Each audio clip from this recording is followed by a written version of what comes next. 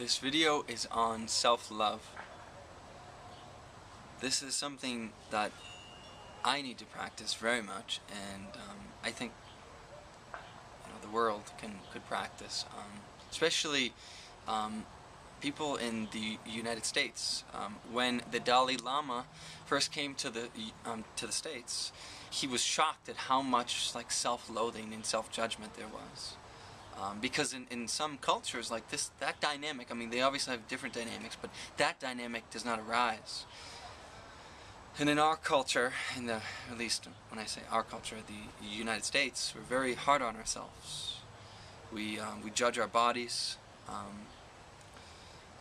We judge our financial success.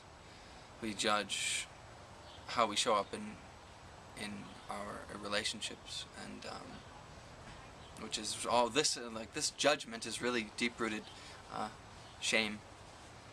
It's a deep-rooted unworthiness that we're not worthy as we are. So we kind of beat ourselves up. We beat ourselves up with our diet. I didn't eat the right thing this week or today, and we go into this it's self-contraction. It's an ego contraction.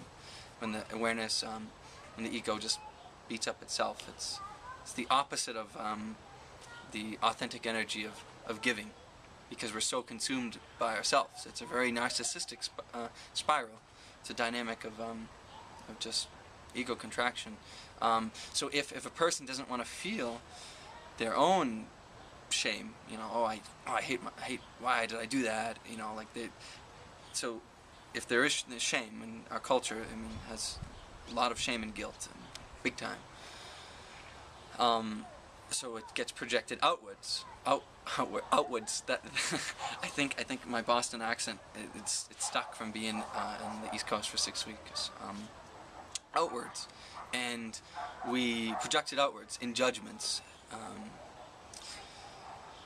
So what we need to do is really, with regards to shame, just kind of, if there's some just sense of I'm bad, just to be okay with that. This is where the self-love comes in, just to, it's okay that I feel this. It's like part of our upbringing that we, part of our parents, and also childhood. I mean, in school systems, we get a lot of shamings and those types of things. So if we took on a belief that we're unworthy, or that we're not good enough, or that we need to do something to be complete, when that comes up and you feel the judgment, maybe we can, something we can practice is just self-love. And the self-love is just to include that it's present. And that doesn't need to be any other way. We don't need to push it away. We don't need to run towards something else to be complete. Just okay, I forgive myself for not feeling good enough, or for judging someone, or for closing in a relationship, or all these dynamics, these ego dynamics that we've learned to protect ourselves. It's okay that we've taken them on.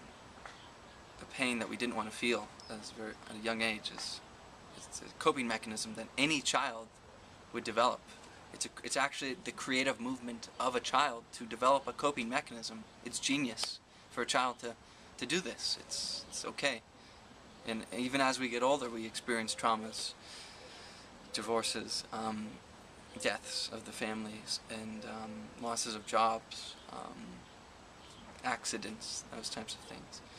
And we take on protections, again, energetic, mental,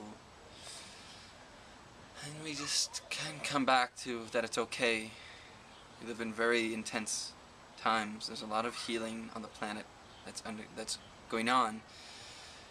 And our own part, the more we can forgive ourselves that it's okay, include, in my book Leaning into Life, part of the spiritual practice is to include, radical inclusion, just to allow things to be as they are.